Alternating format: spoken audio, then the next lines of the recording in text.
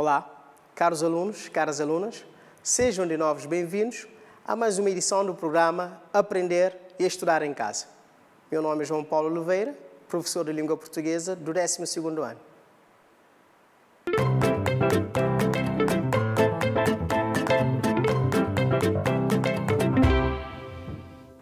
No sumário da aula de hoje, nós temos um único ponto. Vamos falar das obras escritas em crioulo e o sumário é Literatura Cabo-Verdiana em língua cabo-verdiana. Mas antes de iniciarmos a matéria de hoje, vamos fazer a revisão da lição anterior. Na aula anterior, falamos da literatura cabo-verdiana contemporânea, ou seja, o período que corresponde ao 6º período literário de Cabo Verde, denominado Consolidação. Nessa aula, referimos as principais obras, tanto em prosa como também a poesia, dos autores que mais se destacaram e ainda lemos e analisamos um excerto da obra A Louca de Serrano, o romance de Dina Salustio. Para iniciarmos o conteúdo desta presente aula, proponho-vos agora a audição de uma música, de um poema que foi musicado de Eugênio Tavares, intitulado Morna de Aguado.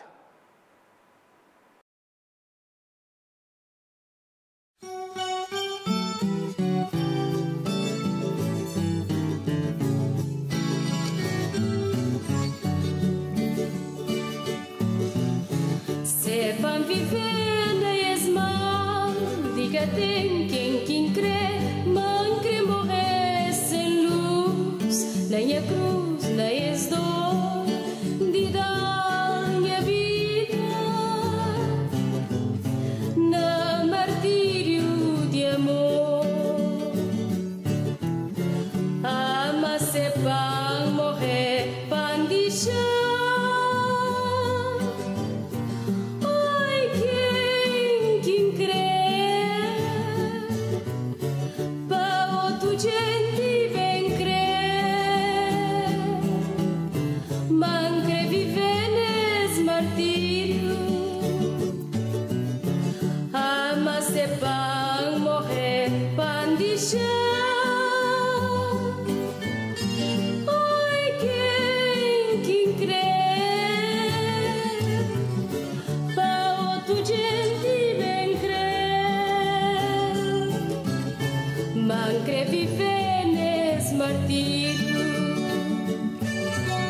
Sempre tristeza de increr, sem esperança e sem fé, não crê destino de vai, de morrer, esquecer, no momento de amor,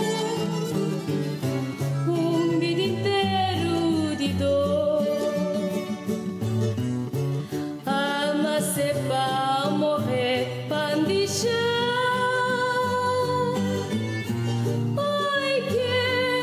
Quem crê, para outro dia.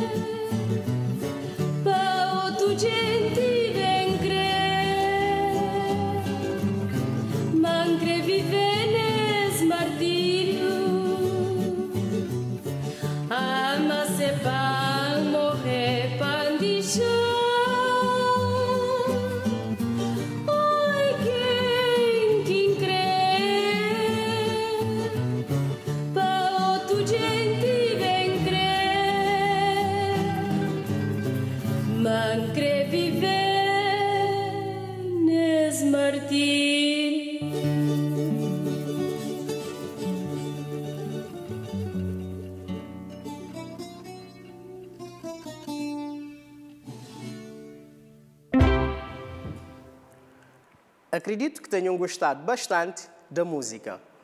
O seu autor, Eugênio Tavares, é um grande poeta e compositor bravense. Esta letra, Mornas de Aguada, está inserido no livro Mornas, Cantigas Crioulas. O livro foi publicado em 1932 em Lisboa. Ora, falar da literatura cabo-verdiana em língua crioula leva-nos a textos e a autores que escreveram obras em crioulo. Algumas pessoas poderão pensar que a literatura cabo-verdiana apenas diz respeito a obras escritas em português. A estas pessoas, nós afirmamos que estão enganadas. Também a literatura cabo-verdiana é composta por obras na língua cabo-verdiana. Lembrem-se, Cabo Verde é um país bilingue. O português, a nossa língua oficial, mas também o crioulo, a nossa língua materna. E é muito natural que, para além do português, os autores cabo-verdianos também usassem o crioulo ou a língua cabo-verdiana para compor os seus textos, tanto a poesia como também os textos em prosa. E é isso que nós vamos tratar de seguir. Literatura cabo-verdiana em língua cabo-verdiana. A escrita em língua cabo-verdiana conta já com mais de um século de história, se ativermos aos trabalhos filológicos de Antônio de Paula Brito sobre o cabo-verdiano escritos em crioulo e em português e aos trabalhos literários em língua cabo-verdiana do cônego Costa Teixeira e de outros poetas do Almanaque Luso-Africano e do Almanaque Luso-Brasileiro. Essa escrita conheceu momentos de profundo recorte literário na poesia de Eugênio Tavares ou Sérgio Frusone. Isto mostra que desde o início da nossa literatura, meados do século XIX, também os autores cabo-verdianos, para além do português, interessavam-se pela língua cabo-verdiana, pelo nosso crioulo. Não só os escritores, como também outros intelectuais. Destacamos aqui o caso do filólogo Antônio de Paula Brito e também, em termos artísticos, do cônego Costa Teixeira, que este padre que escreveu alguns textos na língua cabo-verdiana. Ainda continuando sobre a literatura em língua cabo-verdiana, vamos agora destacar algumas obras que, de certa forma, engrandeceram a nossa língua, seja obras científicas também, como obras de recolhas e ainda mais adiante iremos ver obras literárias. Comecemos com estudos científicos. No âmbito científico, houve estudos importantes como o dialeto crioulo de Cabo Verde, do filólogo Baltazar Lopes. Temos uma outra obra de destaque, o crioulo de Cabo Verde, surto e expansão, do historiador Antônio Carreira. Por último, temos duas obras, Introdução à Gramática do Crioulo de Cabo Verde e Dicionário Cabo-Verdiano Português, do linguista Manuel Veiga. Nas recolhas de tradições orais, destacamos aqui as obras Folclore Cabo-Verdiano, do poeta Pedro Cardoso, Na Boca Noite, que é uma recolha de contos tradicionais, que tem vários volumes, do investigador e também artista e também escritor, Tomé Varela da Silva. E, por último, Cantigas de Trabalho, Tradições Orais de Cabo Verde, recolha de cantigas tradicionais, do poeta Osvaldo Osório. Todos esses autores, seja a nível científico, tentando elaborar estudos relacionados à língua cabo-verdiana ou fazendo recolhas de tradições orais, é, de certa forma, para engrandecer a nossa língua, a língua cabo-verdiana, e para demonstrar em estudos ou em recolhas que o cabo-verdiano é uma língua muito importante, sempre foi uma língua muito importante na afirmação da identidade cultural dos cabo-verdianos. Vamos agora destacar as obras e os autores em termos literários, na criação literária. Aqui autores célebres que produziram obras em língua cabo-verdiana. Pedro Cardoso, já foi referido, foi um dos primeiros defensores e também escreveu vários poemas em crioulo. Temos ainda José Bernardo Aralfama, Antônio Cortés Beleza, que deixou-nos lindas letras de mornas escritas em crioulo. Juvenal Cabral, pai do fundador da nossa nacionalidade, do Amílcar Cabral. Em épocas mais recentes, destacamos aqui nomes como Ovídio Martins, cabo-verdiano de Ambará, Cursino Fortes, Cacá Barbosa, Dani Spínola, José Luís Tavares. Mas outros mais autores cabo-verdianos também estudaram e produziram obras em línguas cabo-verdianas. Aqui destacamos alguns nomes, mas há muitos mais nomes que merecem também ser estudados, conhecidos e lidos, as suas obras literárias. Posto isto, vamos continuar e agora vamos falar de uma grande obra que merece um destaque especial nesta nossa aula de hoje, que é o romance Olho d'Água, de Manuel Veiga. Manuel Veiga, que anteriormente já foi aqui referido, que também no âmbito linguístico fez vários estudos para conhecermos melhor o crioulo cabo-verdiano. O romance Olho d'Água, de Manuel Veiga, é o primeiro romance em cabo-verdiano. Segundo José Luís Offer Almeida, o romance representou uma revolução nas letras cabo-verdianas, pela grande valorização que representou para a língua cabo-verdiana e pelo seu contributo para a afinação e a progressiva padronização literária da mesma língua. Manuel Veiga, aproveitando-se dos seus conhecimentos linguísticos, dos seus profundos conhecimentos linguísticos, também aventura-se na ficção e consegue produzir uma grande narrativa usando a língua cabo-verdiana. Pena foi que outros autores não tivessem dado continuidade à iniciativa de Manuel Veiga. Foram poucos autores que escreveram obras de narrativas de grandes extensões, ou seja, romances em língua cabo-verdiana. Houve sim mais contos, portanto, narrativas pequenas, do que propriamente as grandes narrativas, como é o caso do romance. Mas foi, de facto, o Manuel Veiga um iniciador e um precursor nesse sentido. Vamos também destacar outros nomes e outras obras importantes em língua cabo-verdiana. Temos aqui a coletânea de contos Natal e Contos, de Tomé Varela da Silva. O romance Percurso de Sul de Ilha, do escritor Eutrópio Lima da Cruz. E, por último, também uma outra coletânea de conto, Pescador de Estrela de Alba e Lagoa Gêmea, de Dani Spínola. Estas obras e outras obras que não foram aqui referidas foram muito importantes no engrandecimento e na afirmação do crioulo como também uma língua literária. Muita gente questiona se, de facto, deve-se ou não deve-se oficializar o crioulo, se há vantagens ou não há vantagens em escrever obras literárias em crioulo, mas, na verdade, é que essas obras provaram que, de facto, também o crioulo era uma língua com qualidades estéticas e artísticas.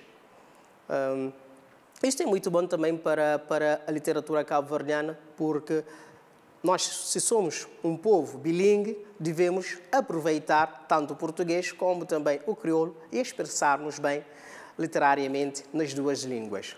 Para demonstrar isso, agora proponho-vos um poema intitulado Nha Tabaqueiro, que foi publicado na revista Claridade, no número 9, da autoria de Jorge Pedro. O título é Nha Tabaqueiro. Nha Tabaqueiro. Gana nhostene, macanho sete, cancande nhamon, ninco doejo na chão. Nhos pode pedir, nhos pode mostrar, nariz reganhado, olho grilido, dedo na jeito. Pamonha pitada, nunca te torna gritar. Nhos tudo Nho estudo FEP. Ninguém engachado, bafado, sucundido, encatedanhoso. Nha tabaqueiro é cuça fino. Pode agrandar, com prata tuchido, tampa medido. Que catacha frouxa, força de louro. Quem que mediu, cortal, tajal. É quem que sabe direito, cozeta fazedo, na tabaqueiro.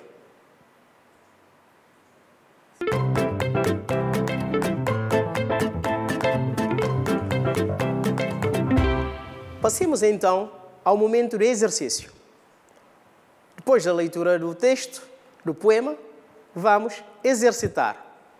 Tenho aqui algumas questões relacionadas ao poema. Exercício 1. Indique o número de versos presentes no poema de Jorge Pedro. 2. Atente nos versos. Não se pode pedir, não se pode mostrar. 2.1. Que tipo de verso foi utilizado pelo poeta? 2.2. Identifique o recurso estilístico utilizado e justifique a sua resposta. E por último, 3. Identifique os interlocutores do sujeito poético. Algumas questões aqui relacionadas com o poema acabado de ler. Para responder bem às questões, deixo-vos agora um tempinho de reflexão.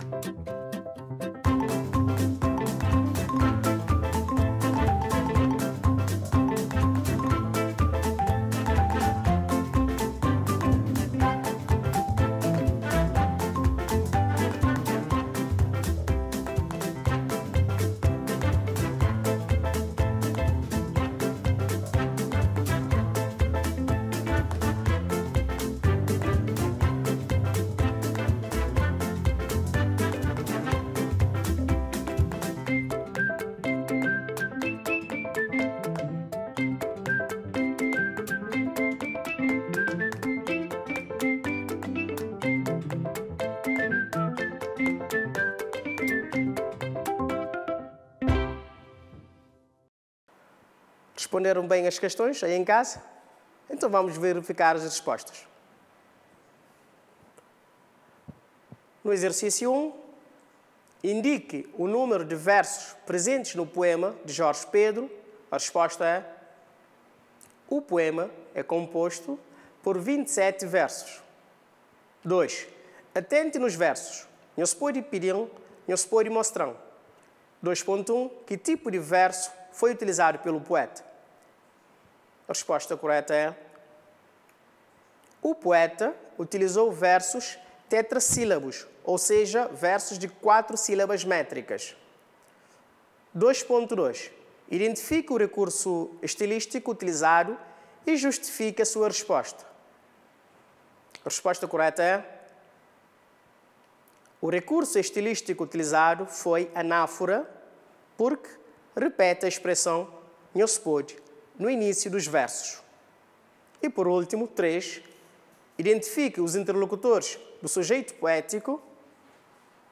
A resposta é: os interlocutores do sujeito poético são os outros consumidores do tabaco.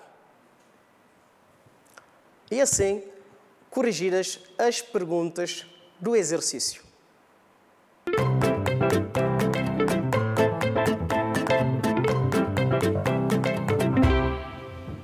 para o trabalho de casa de hoje, apenas uma única proposta. Em um texto de aproximadamente uma página, resuma a história literária de Cabo Verde. Depois de finalizar o trabalho, já sabem que devem entregar o exercício ao professor de língua portuguesa para ser corrigido.